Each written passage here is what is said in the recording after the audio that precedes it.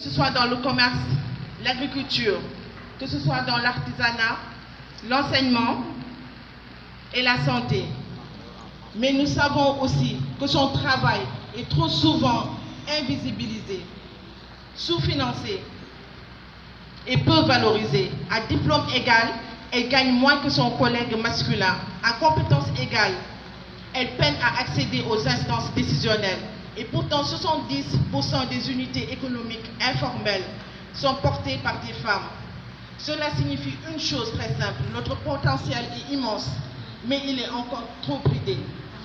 Chers invités, si nous voulons bâtir un Sénégal fort, résilient, inclusif, nous devons lever les freins structurels qui empêchent les femmes de réaliser pleinement leur potentiel.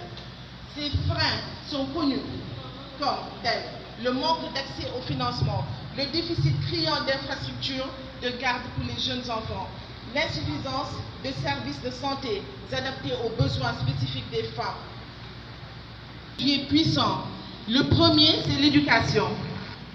Nous saluons les progrès réalisés aujourd'hui. Les jeunes filles sont de plus en plus nombreuses à réussir le bac, et même plus que les garçons. Cependant, à mesure que l'on monte dans les études supérieures, leur nombre diminue.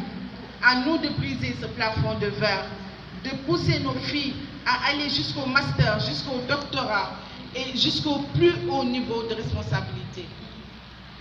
Le deuxième levier, c'est la structuration économique.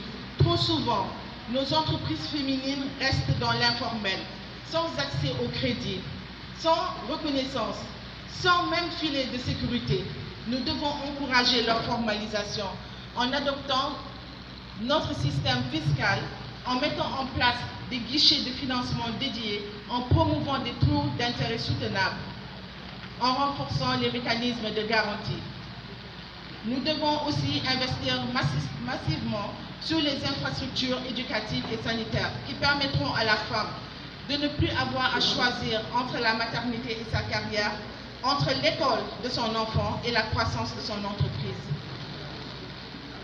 C'est cela la mission du réseau des femmes bâtisseuses du Sénégal.